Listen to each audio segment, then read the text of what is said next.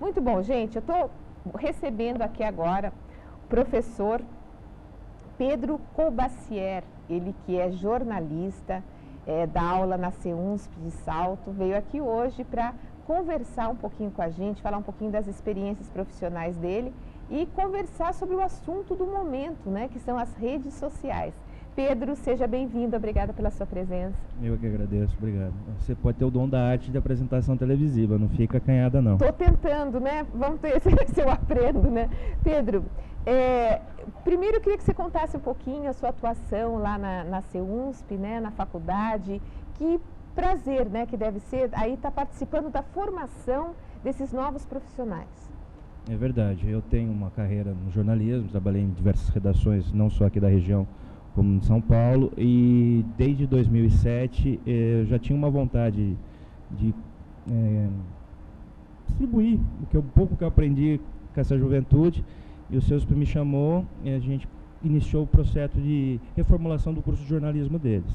Quando a gente fala em jornalismo, a gente tem que falar em comunicação como um todo. E aí esse assunto, internet, redes sociais, está incluído. Então, desde final de 2007, eu estou trabalhando no CEUNSP, a Faculdade de Comunicação Artes, que a partir de 2011 ficou Artes e Design, a gente engloba essas três áreas do conhecimento, se interligam muito, porque a comunicação tem a ver com todas.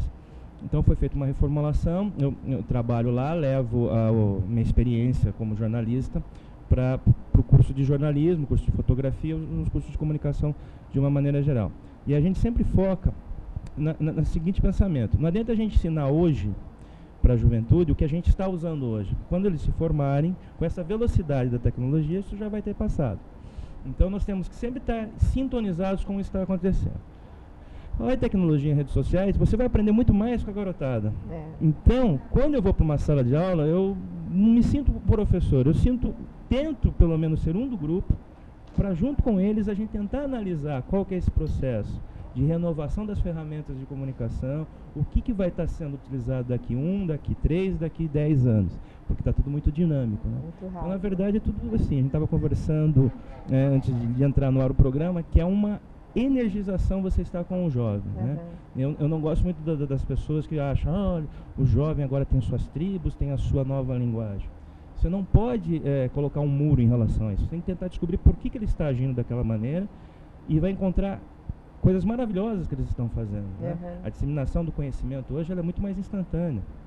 Da mesma maneira, a gente chega com a nossa experiênciazinha, chega na mãozinha do estudante e fala assim para ele: ó, tudo bem, você sabe mexer muito bem na rede social, mas vamos tentar aprender um pouco mais profundamente a língua portuguesa, vamos tentar aprender um pouco da história do jornalismo para ver que os outros meios de comunicação também foram e são importantes até hoje. Então é essa mescla, acho que é esse jogo de cintura que é interessante numa instituição de ensino. Eu ia perguntar exatamente isso. Em relação à linguagem, Pedro, hoje, com essa facilidade, né, a dificuldade de você conseguir fazer que essa criança hoje tem um jornal nas mãos, né, ela vai tudo diretamente para a internet. Essa semana eu estava com um garotinho de 3 anos e eu botei a tela do computador, o notebook, na frente dele. E abriu, era um vídeo que eu ia passar, e abriu a setinha do play. E eu só fiquei vendo o que ele ia fazer. Ele ficava na tela, e o meu notebook não é um touch, entendeu? E ele ficava, quer dizer, ele não sabe nem que existe o mouse mais. Porque é tudo... Então, assim, a gente não consegue saber nem o certo tanto quanto ele já sabe. Como que você faz com a linguagem? Porque a gente vê a escrita deles na internet, né, nas redes principalmente, esse dialeto, né, que eu chamo, que eles desenvolveram um dialeto que às vezes a gente tem até dificuldade de ler. Eu estou mais esperta agora, mas tem coisas que eu apanho para ler, nessas mensagens instantâneas. Como que você lida isso dentro do ambiente acadêmico? Como é que você trata esses alunos? Isso está sendo uma barreira, está sendo uma dificuldade? Sem dúvida, é o maior desafio, tanto do educador como do profissional de comunicação, seja jornalista, radialista, publicitário. O mundo está em plena transformação. Quando você tem um mundo pronto, você sabe como você ganha dinheiro, como você se relaciona, como você busca conhecimento. Quando tudo está em movimento, está em processo de modificação, fica muito mais difícil você falar, bom, qual é a minha parte? Como é que eu tenho que fazer? Né? Os debates, os seminários de educação, seja ela superior ou até educação infantil, é esse. Como eu consigo passar conteúdo, conhecimento para as novas gerações que possuem uma gama de facilidades relacionadas à tecnologia. Eles abrem o computador, eles navegam na internet e muitas vezes eles acabam sabendo mais do que o próprio professor, que teoricamente está lá para, né, compartilhar esse conhecimento. Então, quais são as nossas estratégias? Primeiro, está sempre sintonizado, participando de discussões com pessoas que têm os mesmos desafios e trocando experiências. Então, assim, já tem uma corrente, eu faço mestrado em comunicação e cultura, e eu tenho uma colega que está fazendo uma dissertação sobre o uso do celular para fins educativos.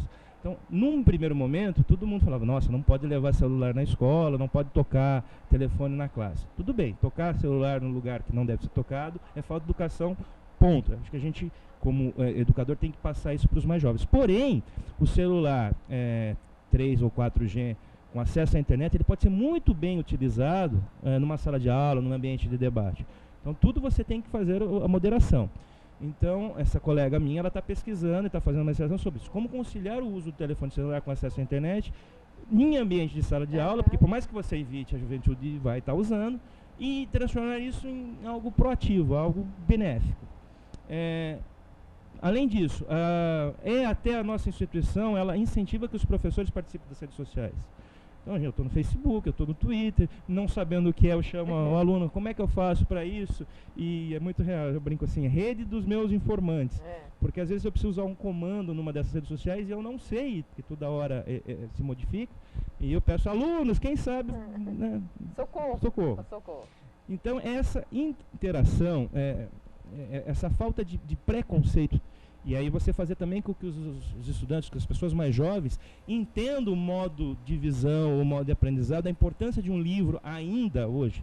Nem que ele seja baixado num e-rider, mas o conteúdo que está no livro é insuperável.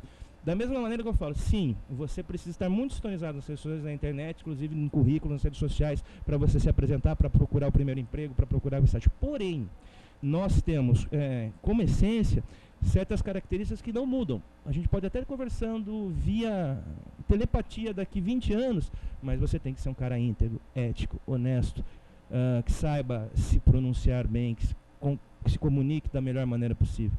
Então é essa troca. Eu buscando o que a juventude tem de melhor, que é estar mais antenado, estar mais presente, aprendendo as novas tecnologias.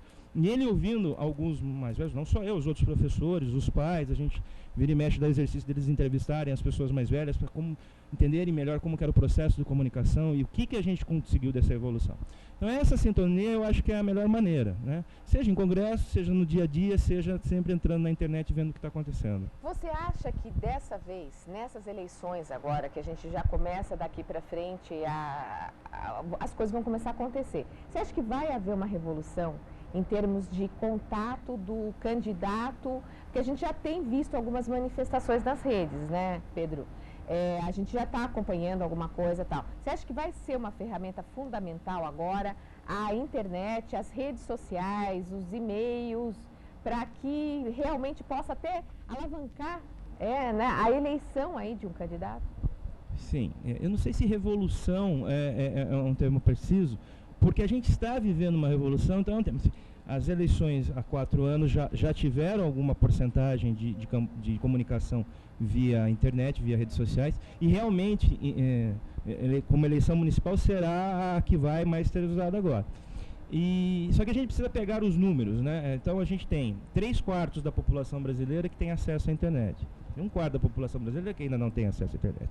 Para essa população, os outros meios de comunicação ainda são mais importantes. Televisão, outdoor, rádio, né? Infelizmente, até é desagradável, a gente fala muito do Brasil, tem lá seus 5, 6, 7% conforme o lugar de analfabetos. O rádio é o meio de comunicação deles, eles não leem. Então, principalmente do lugar onde estão, né? Exatamente. O publicitário, o marqueteiro que estiver à frente da comunicação numa campanha, ele vai ter que perceber assim, a quem eu tenho que me direcionar, que mensagem que eu vou ter que direcionar para esse determinado público-alvo. Agora, sem dúvida, né, 3/4 da população brasileira tem acesso à internet. Se você pegar menores de 30 anos, estão conectados, já as classes mais favorecidas são diretamente conectadas. Então, aí sim, a comunicação, a campanha política vai ser muito travada na internet. Até contrariando a lei eleitoral já está, né? Já vê, olha o que o meu candidato ou o que o meu candidato preferido está fazendo, olha que bacana. A gente já percebe nas redes sociais essas manifestações. Agora, eu não imagino que aconteça, que o fenômeno aconteceu com o Obama, a primeira vez que foi eleito nos Estados Unidos, que foi a grande novidade de repente. Assim. Eu acho que já está todo mundo mais ou menos preparado e vão se degladiar e vai ter ataque, contra-ataque, então vão se pesar. E quem tiver uma visão mais ampla, assim, nós temos que atuar bem nas redes sociais, nós temos que atuar bem também nos outros meios de comunicação, acho que vai estar se comunicando melhor e mais amplamente. Você acha que vai existir, vão conseguir controlar, Pedro? Eu fico imaginando assim, às vezes, do jeito que o pessoal consegue mexer nas redes, nos sites, de repente, será que um candidato vai estar com uma página no ar que, na verdade, não foi ele que colocou? E até ele provar que vermelho não é amarelo, entendeu? Será como que isso pode vir a prejudicar também, né? A gente falou do lado bom. É verdade. Né? Estou pensando aqui, a Justiça Eleitoral, ela vai ter esportes radicais aí, né, durante esse período. Porque se com a televisão, né, a direito de resposta já tem que transitar muito rápido, porque senão, de repente, quando decide-se que candidato A caluniou candidato B, já acabou o tempo da propaganda eleitoral gratuita, então com a internet isso potencializa.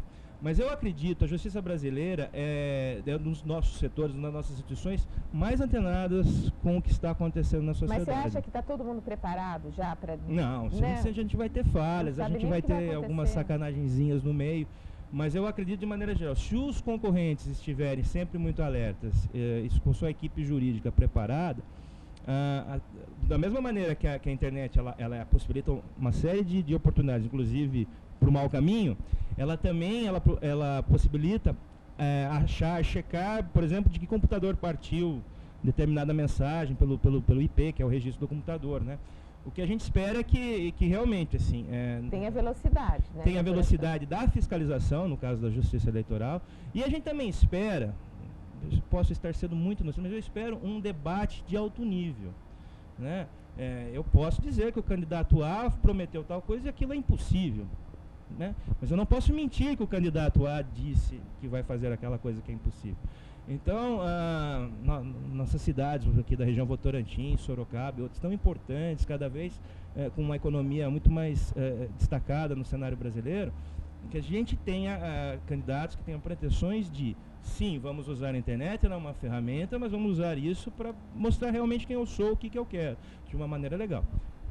Pode acontecer? Provavelmente pode e provavelmente vai acontecer, mas que isso esteja muito bem fiscalizado pela Justiça Eleitoral. Fazendo uma comparação, a urna eleitoral, que para nós já é uma realidade aí de boas eleições passadas, e nos outros países ainda é um modelo, né? Ela é sempre testada por hacks, pega a juventude, tenta entrar no meu programa e tal. E normalmente é 100% de eficiência.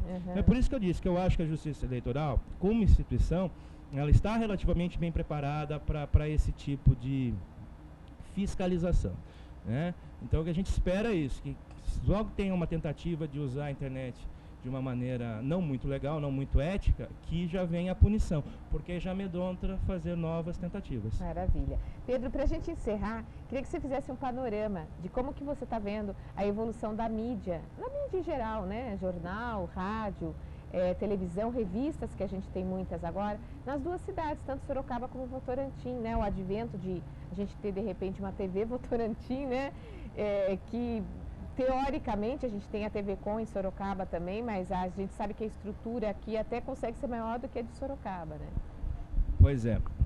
Quando comecei a pensar que eu iria estudar comunicação, a gente não tinha quase nada, né? Tinha 2 jornais, nenhuma TV, 3 rádios e acabou. Super limitado. E hoje a gente vê que a comunicação regional, ela se ampliou. Então eu acho assim, nós estamos consolidando a fase de termos veículos alternativos, veículos regionalizados, veículos que tratam de nicho de mercado. Ótimo, torço, comemoro por isso. Eu espero que esses veículos entrem numa segunda etapa, que tentem se estruturar um pouco melhor e que tenham uma qualidade maior. Eu sei que é difícil, dinheiro não cai do céu. Então aí também o apelo, se é que eu posso fazer um apelo aqui, é para que as instituições, seja ela governo, sejam ela sociedades de classe, comecem a perceber que entre os pilares da comunicação, a comunicação é muito importante. Seja para resgatar algo tradicional, seja para a gente, né, prestar serviço, né, a gente viu aqui, por exemplo, uma reportagem mostrando os artistas da região, seja para debater, seja para educar. Então, tudo isso é importante. Então, que essas parcerias ajudem a dar esse salto, não digo de qualidade de programação, qualidade técnica, de ampliação, que a gente esteja um processo de desenvolvimento amplo, que não fique parado, vamos ficar com esses espaços, mas não muito limitados. Estacionados. Exatamente. E ao nosso lado, as universidades também participam cada vez mais, a gente está formando mão de obra, não formar mão de obra para Marte, a gente tem que formar mão de obra para o mercado. Então, vamos também sintonizar essas parcerias. Eu acho que, com um período de maturação, continuando tendo essas alternativas, que são esses programas regionais, a gente caminha para, a médio prazo, aí, ter uma comunicação assim, do cidadão de Sorocaba, do cidadão do Votorantim, não sair de casa ou não ir no boteco, na praça para conversar, sem antes assistir a TV dele, a TV regional que fala dos problemas dele. Eu acho que valorizaria a população como um todo. Muito bacana seria isso. Mas a gente sempre tem crítica. A gente trabalha com comunicação, a gente luta para pôr o programa no ar. Depois, agora vamos tentar fazer um programa melhor e não parar isso. Muito bom. Pedro, eu queria agradecer a sua presença. Muito obrigada. Parabéns pelo seu trabalho, pelos profissionais que você está colocando aí no mercado, tá? Tá bom, obrigado. Em nome da equipe, né? Não é sozinho que eu formo todos. E parabéns também pela essa oportunidade, por esse belo programa. Obrigada, querido.